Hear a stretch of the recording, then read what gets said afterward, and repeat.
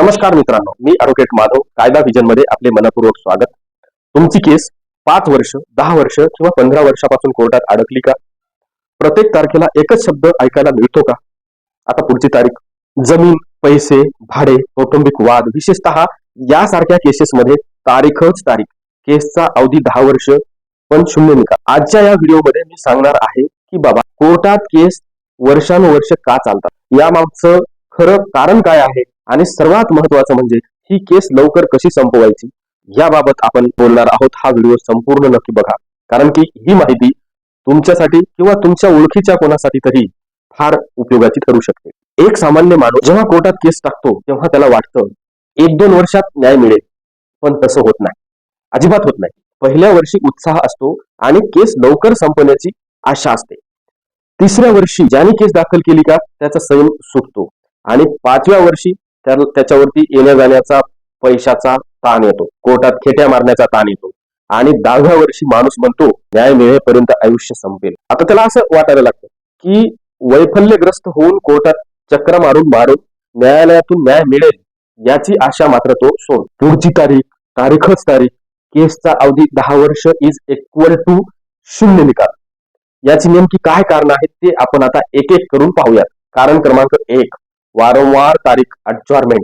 सगळ्यात मोठं कारण म्हणजे तारीख पे तारीख.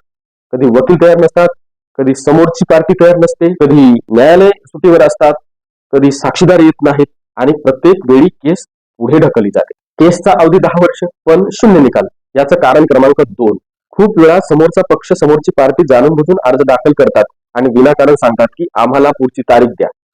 तसा अर्ज वकील साहेबांना त्यांचे करायला सांगतात आणि प्रत्येक वेळी नवे कारण शोधून न्यायालयात दाखल करतात. पुढची स्टेप घेण्यासाठी ते वेळ मागतात, कारण त्याला माहिती असतं की केस जितकी लांबेल तितका समोरचा थकतो आणि मग त्याचा परिणाम केसचा अवधी 10 वर्ष शून्य निकाल.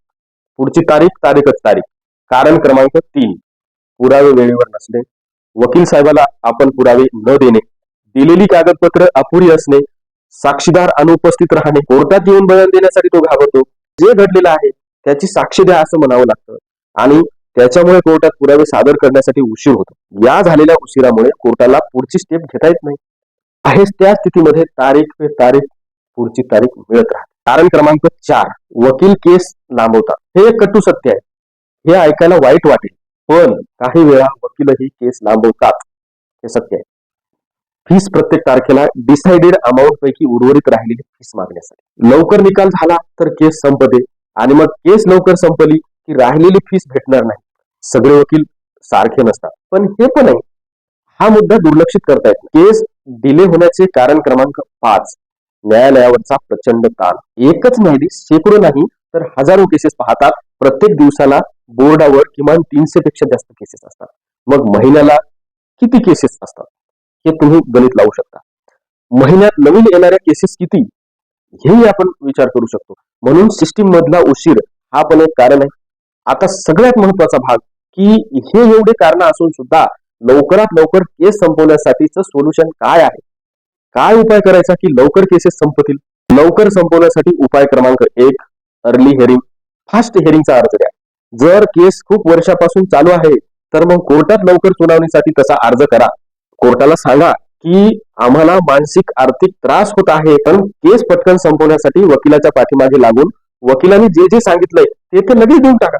आणि मग वकील साहेब लवकर कोर्टामध्ये खूप वेळा जज साहेब अशा पक्षकार आणि वकील साहेबांना घाई आहे लवकर केस संपवण्यासाठी केसवर प्राधान्याने लक्ष देतात आणि केस लवकर निकाली काढण्यासाठी प्रयत्न करतात. आता लवकर निकाली काढण्यासाठी उपाय क्रमांक 2, अडजॉर्नमेंटला विरोध करा. स्पष्ट सांगा माझा साक्षीदार पुढच्या तारखेला तयार आहे असं सांगा. त्यासाठी कोर्ट त्यांच्या विरोधात खर्च लावू शकते की बाबा तुम्ही केस वाढू नका. लवकर निकाली काढण्याचा उपाय क्रमांक 3, लोक अदालत आहे. तडजोड शक्य असेल तर लोक अदालतीमध्ये पटकन सेटल करा. संपूर्ण भारत देशामध्ये दर 3 महिन्याला लोक अदालतीचे आयोजन करून हजारो संख्येने केसेस एका दिवसात कोर्टातच मिटवल्या जातात.